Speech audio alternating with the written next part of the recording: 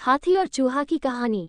एक दिन एक नन्हा चूहा उसी राजमार्ग के किनारे किनारे कहीं जा रहा था जहां राजा का जुलूस निकलने वाला था। वह चूहा था तो छोटा सा, मगर उसका घमंड बहुत बड़ा था और वह खुद को सर्वश्रेष्ठ और महान समझता था। कुछ देर बाद राजमार्ग से राजा का भव्य जुलूस निकला, जिसे देखने लोगों की भीड़ लगने लगी। राजा अपने पूरे दल बल के साथ था। उसके सैनिक उसे घेरे हुए थे, कई मंत्री और अनुचर उसके पीछे थे। वह एक विशाल शाही हाथी पर सवार था। हाथी शाही था, इसलिए उसे भव्यता से सजाया गया था और उसकी शान भी देखते बनते थी। जुलूस में हाथी के साथ एक शाही बिल्ली और एक कुत्ता भी थे।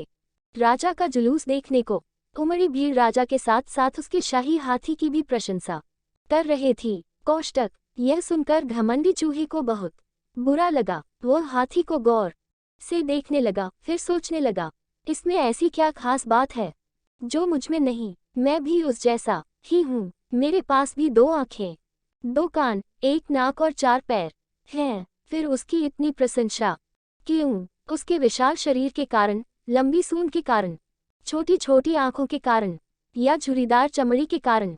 किस कारण? एक बार तुम लोग मुझे देख लो, उस हाथी को भूल जाओगे। मैं हाथी से ज्यादा महान हूँ। चूहा ये सब सोच ही रहा था कि शाही बिल्ली की नजर उस पर पड़ गई और उसकी लार टपक गई। जुलूस छोड़ वह उसकी ओर लिपकी। फिर क्या था? चूहा अपनी सारी महानता भूलकर दुम दबाकर भागा। भागते भागते वह हाथी के सामने आ गया। आगे बढ़ते हाथी ने उस पिद्दी से चूहे को देखा तक नहीं और अपना विशाल पैर उठा लिया। चूहा उसके पैर के नीचे कुचलने ही वाला था, मगर किसी तरह उसने खुद को बचाया। वहां से बचा तो खतरनाक कुत्ता सामने था, जो उसे देखकर गुर्राया। चूहा पूरी जान लगाकर वहां से भागा और राजमार्ग के किनारे स्थित एक छेद में घुस गया।